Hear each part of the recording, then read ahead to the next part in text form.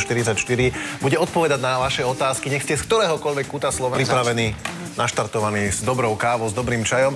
A my naštartovaní ideme k ďalšej téme, pretože vám povieme, čo urobiť, aby ste sa nedostali ďalšiemu Tomášovi na stôl.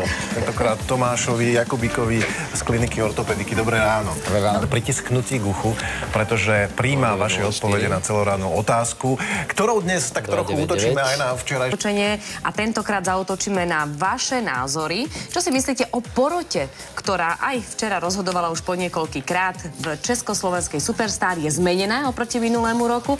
A nás by teda zaujímalo, ktorý porodca je podľa vás najlepší, najmilší a naopak, ktorý je naozaj s tým katom. Či ten kat ostal v úlohe, teda či ostal Palo Habera v úlohe kata, to je na vás. A Michal bude dnes všetky tieto vaše odpovede sledovať a už aj záporné, že ako ten sa mi nepáči, lebo zatiaľ som sa nestretol s nej. To tak ostane aj v tých ďalších, keď už budú finálové kola, alebo tie priame živé prenosy, necháme sa prekvapiť. Takže vy píšte, telefonujte, facebookujte. Michal, nech sa páči, pracuj ďalej. Môže byť predsa Gabina ako taká hrozná, keďže je narodená v znamení takom a takom, čo znamená, že to je celé príjemné. Euka Gáber, dobré ráno. Dobré ráno. Áno, pokiaľ by sme to vedeli, tak sa to dá veľmi jednoducho povedať. Či ten človek je dobrák, sú také znamenia? Áno, ti dajú za pravdu, pretože tým, že máme ponové z piatka na sobotu bol nov, to znamená všetka tá energia, ktorú sme mali nakumulovanú. Takže keby sme mali čas, tak si môžeme prebehnúť všetky znamenia. Tu si pozrieme v tom ďalšom stupe informácia, že je to dobrý týždeň. Áno, treba si akorát dávať pozor, ešte musím povedať, nakoľko máme mesiac a treba si dávať pozor takisto na prechladnutia v tom. Maria, aj ten odľahčujúci čaj, to je ktorý? Aký odľahčujúci? Odľahčujúci jediné, metový, žihlavový, to sú úplne jedno. Hlava nebolela? Veľa. Ja teraz rozmýšľam, či robia všetky dohromady jeden recept, alebo že každá to svoje.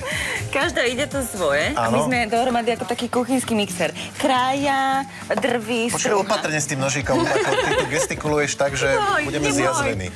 No v každom prípade ja musím podotknúť ako kuchárka, že ja som z vás nadšená dievčatá a som na vás strašne hrdá, že ste sa v takomto veku A predstavte si, že naozaj zajtra vám nečakane zaklope nejaký muž na dvere, že vám chce pogratulovať k sviatku. Keďže zajtra je Medzinárodný deň žien, čo dobre mu pripravíte? Kristýnka, niečo sladké typujem. Aj sladké, aj slané. A ďalej, Miška?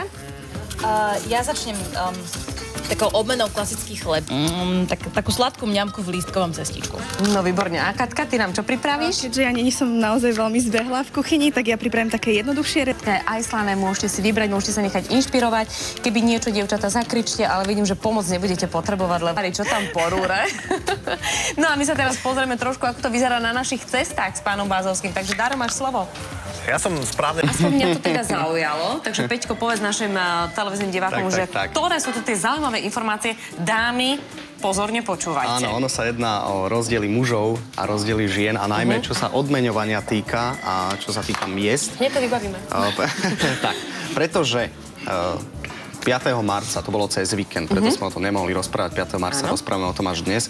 Dnes už si, vážené dámy, zarábate a váš príjem sa ráta, ako keby to bol príjem roku 2011. Pretože ešte do 5. marca ste si zarábali ako keby kvázi do minulého 2010 a ženy, aby sa vyrovnali tej mzde na rovnakej pozícii, museli robiť ešte v roku 2011 až do marca a to je vlastne tie 3 mesiace, tá trojmesačná mzda, alebo teda do 3. marca to sú 2 mesiace. Čiže to je taký deň...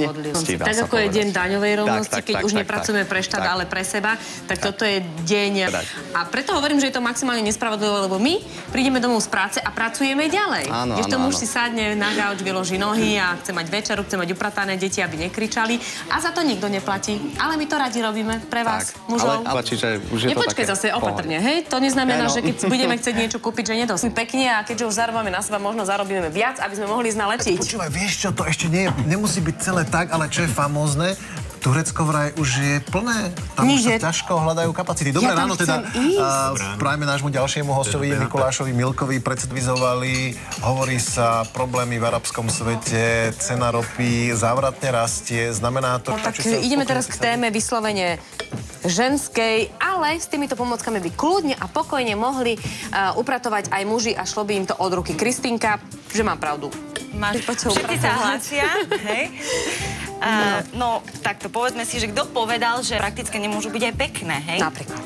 No, tak preto som priniesla ukázať, že pri tom jarnom upratovaní, že si môžeme prekvetinku. Som takúto šikovnú metlu, ktorá väčšinou tie metly sú jedna tyč, ktorú sa nedá zložiť. Takže táto je taká šikovná, že ak ju potrebujeme preniesť niekam na chatu alebo čo, tak ako ju dáme toto, sa dá takto vybrať. Aha. Čiže môže to byť aj veľký zmeták a môže to byť taký vec, ktorú dá sa trošku síliť, takže toto je Aha, tu máme. Smietku. Dámy aj páni. Môžeš si prísť na Vieš, čo svoje. je hrozné? Nie. Toto môže skončiť už len tak, že k tomuto, teda okrem... A toho sa desím. Ako to pokračuje ďalej v kuchyni s dievčatami? Tu už Miška to kontroluje stav. Praškového cukru, kaká, preso kávy a rumu. Rukami sme vymiešali takéto cesto. Áno, takéto cestičko, ktoré potom vyvalkáme. No a potom druhú hmotu.